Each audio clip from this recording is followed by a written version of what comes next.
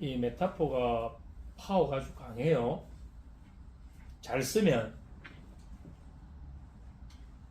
나를 찾아온 내담자의 긍정적인 변화, 치유, 성과를 만들어내고 네. 이걸 잘못 악용하면 이 사기꾼들이 이걸 또 많이 쓸 수 있다. 또 어떤 사람들을 자기의 어떤 이익을 위해서 현혹시킬 때 네. 이걸 쓴다. 왜 이게 그런 용도로 쓰일 수 있느냐면 메타포는 은유법이에요. 네.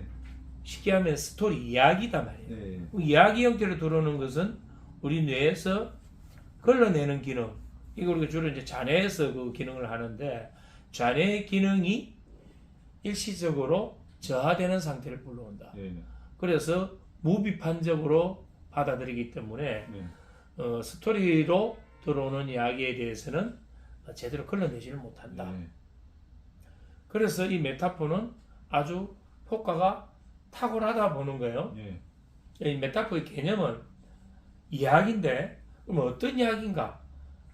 우리 이야기 중에 가장 좋은 이야기가 어떤 이야기일까요? 자기 자신에 대한 이야기. 자신이 경험했던 것, 자신이 배웠던 것, 자신이 알고 있는 이러한 자기 이야기. 그걸 있는 그대로 이야기하면 무슨 이야기가 재밌겠어요? 네. 그 이야기를 어느 정도는 포장하고 어느 정도는 각색을 해가지고 이 이야기가 어떤 대상에게 특정한 교훈을 주거나 깨달음을 주거나 뭔가 새로운 방향을 선택할 수 있는데 도움을 줄 수 있는 그런 스토리. 내 이야기는 내가 가장 잘 알고 잘할 수 있거든. 그럼 내가 그 이야기를 하는 동안에 나는 거기에 감정이입이 되고 거기에 대한 확신이 있기 때문에 상대방은 그 이야기에 매료가 돼서 빨려 들어온다. 내 같은 경우도 내가 초등학교 4학년 때 한글 깨우친 이야기를 자주 해요. 내가 학습 부진하였던 내 자신의 경험을 이야기하고 내가 공부를 늦게 한 이야기도 하고 내가 가난한 어떤 상황에서 살아왔던 것도 이야기하고 그럼 내 그 이야기를 대상에 따라서 때로는 초등학교 4학년 때 학습 부진한 이야기를 하고 때로는 내가 성공했던 경험을 이야기하고 때로는 내가 대학에서 강의했던 이야기를 하고 때로는 내가 책을 16권 썼다는 그 스토리를 이야기를 하기도 하고 또 어떤 사람에게는 내가 자연에서 이런 농사 활동까지도 한다라는 걸 이야기함으로 해서 그 사람들에게 교훈을 주고 깨달음을 주고 다른 선택을 할 수 있는 방향성을 도와준다면 이게 바로 내 이야기다 말이에요. 그럼 이제 메타포는 내 자신의 그 삶에 대한 이야기로가 얼마든지 만들어낼 수가 있고 그 다음 내 가족에 대한 이야기, 가족이 특별한 어떤 경험을 했던 거, 특별한 어떤 성취를 했던 거 이런 것들, 또 내 친구 또는 내 주변의 모든 사람들이 다 메타포의 소재가 된다. 다만 우리 그걸 활용하지 못했을 뿐이죠. 유명한 운동선수들이 대부분 스토리를 다 갖고 있거든. 처음에는 엄청 힘든 그런 시련을 겪었을 때고 좌절을 겪었을 때고 그런 시련, 좌절, 고통을 이겨내고 나중에는 결국 성공한 선수가 되는 그 스토리. 그러면 운동선수들이 얼마나 많습니까? 그 많은 운동선수들이 갖고 있는 그 스토리들을 정리해서 나를 찾아온 특정 대상에게 맞는 스토리를 제공해 준다면, 메타포를 제공해 준다면 이건 무비판적으로 들어가니까 빠른 변화를 읽을 수 있고 스토리는 들어가면 통째로 들어가기 때문에 이건 장기 기억에 오래 남아야 된다. 우리가 어릴 때 청개구리 이야기를 들었고 거북이와 토끼 이야기를 들었습니다. 그 이야기는 나이가 들어도 지워지지가 않아요. 왜냐하면 메타포로 들어왔거든. 그런데 그 이야기 속에 우리는 뭘 얻을 수 있었나요? 교훈이라는 걸 얻었죠. 이솝 우화 아시죠?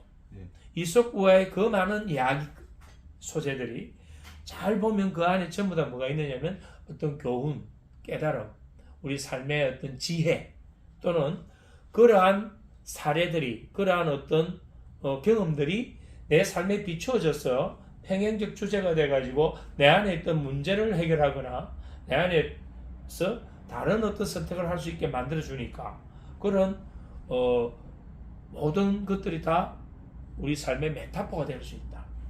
그러면 뭐 전래동화라든지 위인전이라든지 뭐 영화, 시나리오, 그 다음에 드라마, 뭐 소설, 모든 게 다 어떻게 보면 메타포 소재 아닐까요?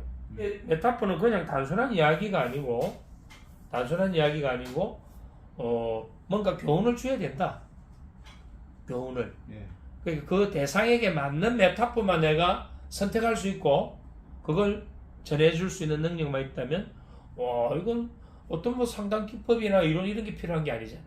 그 메타포 하나가 오히려 더 큰 뭔가 여운을 남겨서 변화를 일궈낼 수 있다.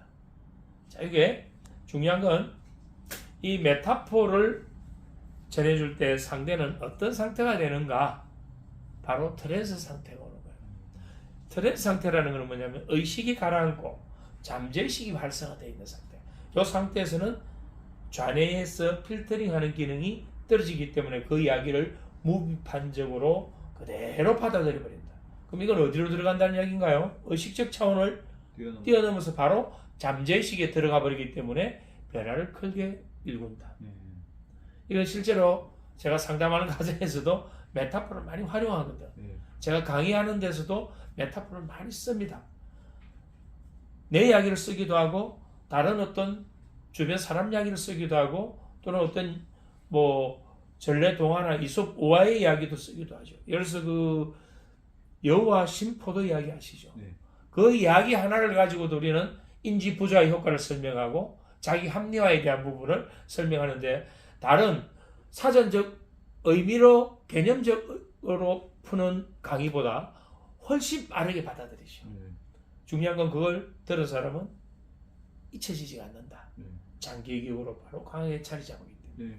박사님께서 강의를 하시면서 제가 이 영화를 말씀하실 때 생각을 해보니까 이제 스토리성이 강한 영화가 기억되지 않습니까? 그렇지. 그러니까 원래 액션 영화는 그 당시에는 집중 있게 재밌게 봤는데 다시 생각을 하면 그 과정이 기억이 잘 안 나요. 그죠. 그 싸우는 과정이라든지. 근데 스토리는 기억이 난단 말입니다. 그렇지.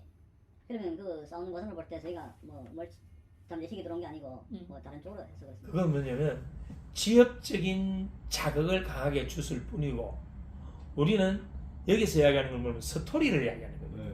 스토리는 우리 안에 뭐냐면 강한 정서를 불러와요. 그 강한 정서가 내 안에 있는 것과 뭔가 대입돼 가지고 평행적 주제가 됐을 때 그게 강하게 남는 거예요. 그런데 우리가 파괴적인 어떤 그런 액션 영화나 이런 거는 보면 그게 내 삶에 관계 있는 게 아니다 이 말이에요. 내하고 관계는 없는데 강하게 들어오니까 그 당시의 순간에는 거기에 막 몰입 들어가는데 보고 나면 남는 게 없죠. 일시적으로 자극을 줘서 나를 각성시켰을 뿐이지. 그래도 그 영화에 대한 여운은 남아있어요.